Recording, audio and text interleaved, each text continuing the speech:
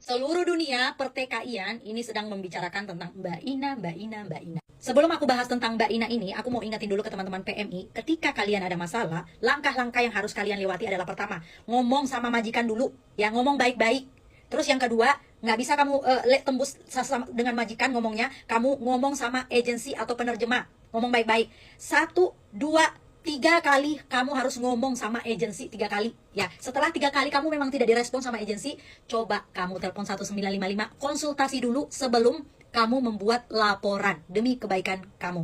Nggak sedikit juga nih yang asal ikut nimbrung tetapi tidak memberikan solusi yang baik kepada Mbak Ina. Di sini posisi kita harusnya ada di tengah-tengah. Jangan membela Ina, jangan membela agensi, jangan juga membela majikan. Tetapi kita harus lebih berpikir apa yang akan terjadi ke depannya dengan Mbak Ina. Itu yang harus kita pikirkan. Permasalahan ini sebenarnya permasalahan miskomunikasi yang bisa diselesaikan dengan berbicara baik-baik. Itulah pentingnya kenapa aku bilang teman-teman PMI itu dibekali soft skill. Soft skill itu termasuk skill komunikasi, skill menyampaikan informasi supaya orang itu bisa paham apa yang kamu omongin. Bukan tentang berbicara pintar bahasa Mandarin aja, tetapi dengan sesama orang Indonesia pun kita bisa menyampaikan informasi sesuai dengan keinginan kita, maka orang itu bisa mengerti. Nah, itu dibilang skill komunikasi. Itu yang paling penting dimiliki oleh teman-teman PMI dimanapun kalian berada. Karena di sini walaupun kalian tidak bisa berbahasa Mandarin, seenggaknya penerjemah itu bisa berbahasa Indonesia ya. Dan ingat teman-teman, sebesar apapun masalah yang kalian hadapi dengan majikan, dengan agensi, dengan penerjemah, mereka semua itu manusia biasa kayak kita. Apalagi kita ini satu rumpun, satu Asia, ya, satu se-Asia. Jadi, ketika kita berbicara baik-baik, maka mereka sebagai manusia biasa juga bisa menerimanya dengan baik-baik. Kalau misalnya nih, majikan kamu, agensi kamu ini merespon kamu dengan amarah, kamu jangan membantah dengan amarah juga. Biarkan dulu, karena kamu lagi melawan emosi, kamu lagi melawan amarah. Kalau kamu melawan amarah, yang paling baik dilakukan adalah cuman diam dulu, biarkan dulu meredah. Biarkan semuanya dulu kepala dingin, baru bicarakan masalahnya dengan baik. Tadi malam juga saya sudah live streaming dengan Mbak Ina. Saya memberikan masukan-masukan kepada Mbak Ina, termasuk masukan untuk menghapus video-videonya yang bisa berpotensi menjadi serangan balik untuk Mbak Ina. Karena di videonya tersebut saya lihat dia memposting, di situ ada agensinya, ada penerjemahnya, ada orang-orang yang ada di rumah majikannya tanpa disensor wajahnya, dan itu bisa menjadi masalah yang besar buat Mbak Ina ya. Di sini di Taiwan kalau udah ditangani 1955 itu akan ditengahi. Dan ingat teman-teman ya, ditengahi, bukan akan membela majikan, bukan akan membela agensi, bukan akan membela si pekerja migran, tetapi akan berada di tengah-tengah, akan mencari baiknya seperti apa.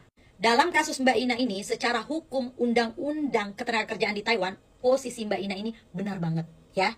Tetapi kesalahan yang dia buat di sini adalah memviralkan kejadian ini. Kenapa teman-teman? Selain dia bisa kena undang-undang ITE ya, dia juga bisa kena blacklist di seluruh agensi-agensi majikan dan PT-PT. Belajar dari kasus Mbak yang ada di Hong Kong kemarin yang hampir sama keviralannya ini ya. Dan kalian teman-teman PMI, jangan pernah mendengarkan orang-orang yang berbicara sok jago seolah-olah mendukung kalian. Kalau memang kalian ini yang mendukung Mbak Ina, mendukung teman-teman yang viral seperti ini, kalau memang kalian benar-benar support dia, tunjukkan kekuatan kalian dengan support kalian. Coba, tunjukkan, saya malah mau nantangin. Kalau kalian support Ina, apa yang dilakukan Ina, coba tunjukkan kekuatan kalian, tunjukkan power kalian untuk menolong Ina. Karena yang menjadi persoalan ke depannya adalah, Ina, apakah kamu bisa bertahan di Taiwan, ataukah mungkin kamu bisa memproses ke negara-negara lain atau tidak atas kejadian ini. Untuk permasalahan Mbak Ina ini udah ditangani sama pihak Depnaker. Tetapi untuk nasib Mbak Ina ke depan, Depnaker itu tidak punya kekuasaan, sayang, untuk menjamin apakah Mbak Ina ini akan dapat pekerjaan atau tidak. Karena tetap saja yang memegang kontrol atas semua ini adalah, sorry to say, agensi. Kalian pikir agensi-agensi, penerjemah-penerjemah, PT-PT yang memberangkatkan kalian di Indonesia ini tidak terkoneksi satu sama lain gitu. Kalau kalian berpikir mereka ini tidak terkoneksi satu sama lain, salah. Coba kita flashback lagi, kejadian yang viral di Hong Kong kemarin yang melibatkan Miss Yuni ya, dengan orang yang keluar sebagai supporternya Mbak ini. Coba tanyakan, apa kabar dengan Mbak itu sekarang? Bisa nggak dia berangkat ke luar negeri? Ada yang katanya mau menjamin dia masuk ke Taiwan, ada nggak dia di Taiwan sekarang? Makanya saya bilang sekali lagi, orang yang bilang terang-terangan di sosial media yang katanya punya power, saya tantangin. Kalian coba tunjukin power kalian kalau kalian memang mendukung Ina. Coba Tunjukin dong powernya, coba saya mau lihat, tunjukin powernya. Bisa nggak kamu menjamin Ina ini ke depannya nasibnya akan baik? Yang dibutuhkan Mbak Ina sekarang ini adalah nasihat yang baik, nasihat yang tidak menjerumuskan dia. Karena yang saya lihat sekarang, dia menikmati ketenaran dia, keviralan dia. Dan orang-orang banyak yang mengambil kesempatan ini untuk seolah-olah membela Ina. Ya, kalian yang membela-bela Ina, coba tunjukin powernya, mana powernya, bantu dia. Kalau misalnya dia dengan kejadian ini dia tidak bisa dapat pekerjaan sama sekali, coba tunjukin powermu. Kalau dia ditolak PT-PT di Indonesia, coba tunjukin powermu, berangkatin dia ke negara-negara lain. Ini adalah resiko besar dari keviralan yang dibuat sama Mbak Ina. Mau nggak mau harus diterima. Syukur-syukur setelah kejadian ini mungkin ada yang masih mau menerima Mbak Ina. Semoga kita doakan, semoga. Karena yang paling penting adalah setelah kasusnya ini diproses sama Depnaker, apa yang akan terjadi sama Mbak Ina ke depannya? Apakah dia akan bisa tetap tinggal di Taiwan dengan majikan baru? Apakah majikan-majikan di Taiwan ini mau menerimanya dia? Ya, mau menerima setelah dia viral seperti ini? Apakah ada yang bisa menjamin? Ayo, yang katanya mendukung, katanya apa yang dilakukan Mbak Ina ini benar. Kalian bisa jamin nggak? Hah?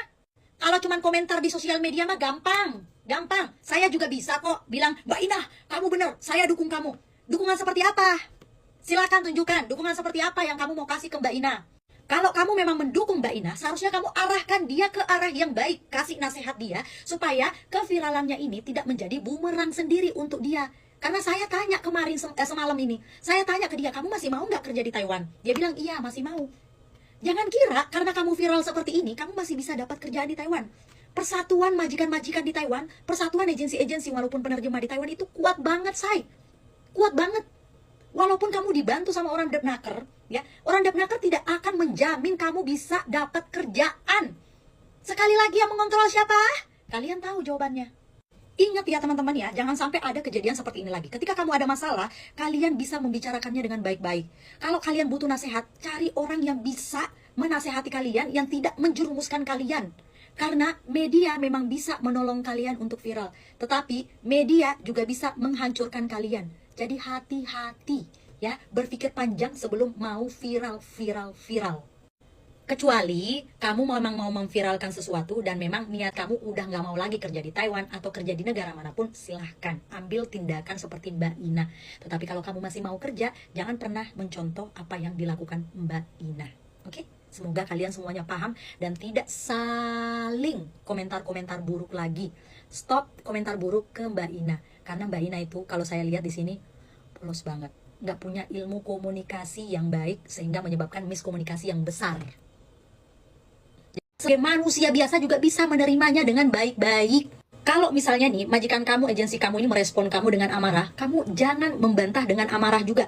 Biarkan dulu, karena kamu lagi melawan emosi, kamu lagi melawan amarah. Kalau kamu melawan amarah, yang paling baik dilakukan adalah cuman diam dulu, biarkan dulu meredah. Biarkan semuanya dulu kepala dingin, baru bicarakan masalahnya dengan baik. Tadi malam juga saya sudah live streaming dengan Mbak Ina. Saya memberikan masukan-masukan kepada Mbak Ina, termasuk masukan untuk menghapus video-videonya yang bisa berpotensi menjadi serangan balik untuk Mbak Ina. Karena di videonya tersebut saya lihat dia memposting, di situ ada agensinya, ada penerjemahnya, ada orang-orang yang ada di rumah majikannya tanpa disensor wajahnya, dan itu bisa menjadi masalah yang besar buat Mbak Ina ya. Di sini di Taiwan kalau udah ditangani 1955 itu akan ditengahi. Dan ingat teman-teman ya, ditengahi, bukan akan membela majikan, bukan akan membela agensi, bukan akan membela si pekerja migran, tetapi akan berada di tengah-tengah, akan mencari